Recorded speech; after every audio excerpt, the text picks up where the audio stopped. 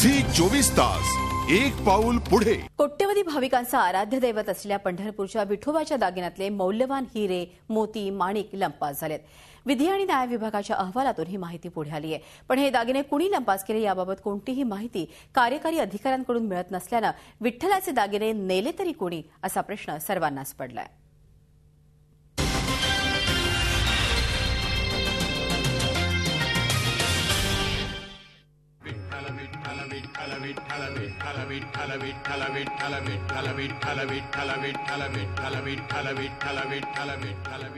अवघ्या महाराष्ट्राचं दैवत असलेल्या पंढरीचा विठोबा,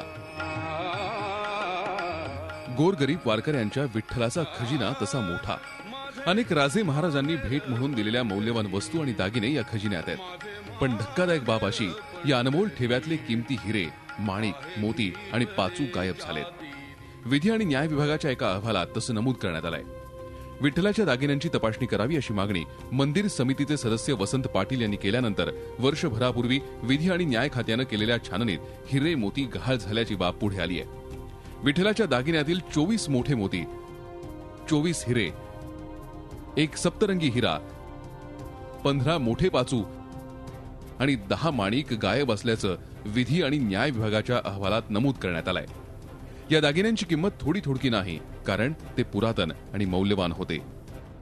विठ्ठलाला वेळोवेळी राज्यकर्त्यांकडून वेगवेगळ्या पद्धतीचे दागिने भेट म्हणून किंवा अर्पण केलेले आहेत त्या राजांनी. व हा ठेवा अत्यंत अमूल्य आहे. आज मंदिर समिती तिथं कारभार करते. माहितीच्या अधिकारात मिळवलेल्या कागदपत्रावरून असं दिसतंय की सुमारे 14 दागिन्यांमधील रत्ने गहाळ आहेत. ही जी रत्न आहेत ती उभ्या महाराष्ट्राचं नव्हे तर अखंड हिंदुस्थानचे वैभव आहे.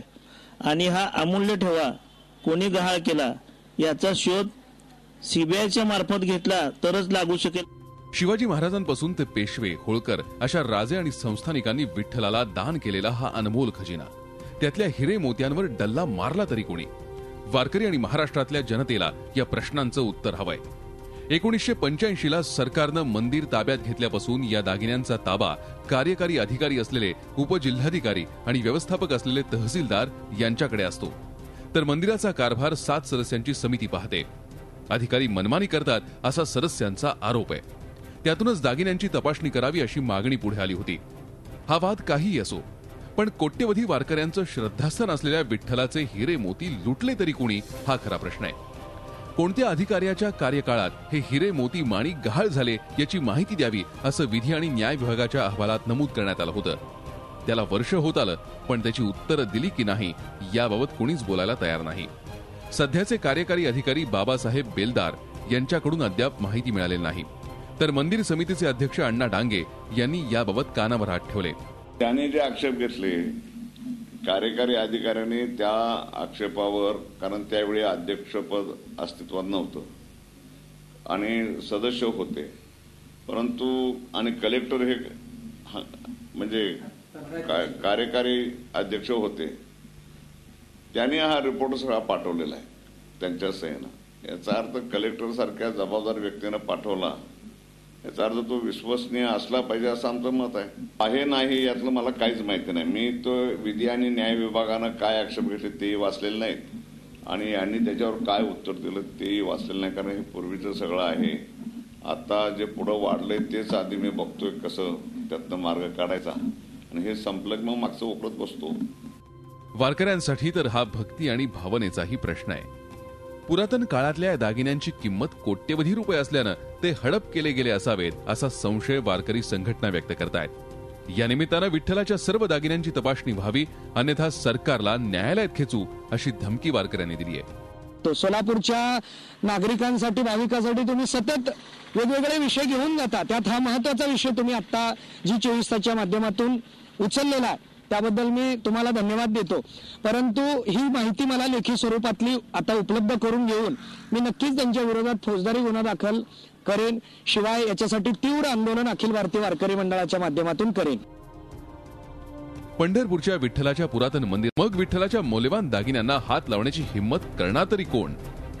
कुणाच्या कार्यकाळात हा प्रकार घडला? अधिकाऱ्यांनी सरकारला अहवाल पाठवला असेल तर त्यात कुणाला जबाबदार ठरलाय या प्रश्नांची उत्तरं मिळणं आवश्यक आहे. वारकऱ्यांचे विश्वस्त म्हणून ज्यांच्याकडे या खजिन्याचा ताबा आहे त्यांनी हे उत्तर द्यायला हवं. अन्यथा विठ्ठलाच्या खजिन्यावर डल्ला मारणारे पंढरीचे लुटारू शोधून सरकारनं त्यांच्यावर कठोर कारवाई करायला हवी. लाखो वारकऱ्यांचा दैवत असलेला विठ्ठलच सुरक्षित नाही. जर स्वतः विठ्ठलच सुरक्षित नसेल तर त्याचे मौल्यवान दागिने कसे सुरक्षित असतील? कुंपणच शेत खायला तर पाहायचं कुणाकडं? राज्य सरकारनं या घटनेकडे गंभीर दखल घेणं गरजेचं आहे. अन्यथा लाखो वारकऱ्यांचा राज्य सरकारवरचा विश्वास उडून जाणार आहे. झी 24 ताससाठी व्हिडिओ जर्नलिस्ट दिनेश शिंदेसह संजय पवार, सोलापूर. झी 24 तास एक पाऊल पुढे.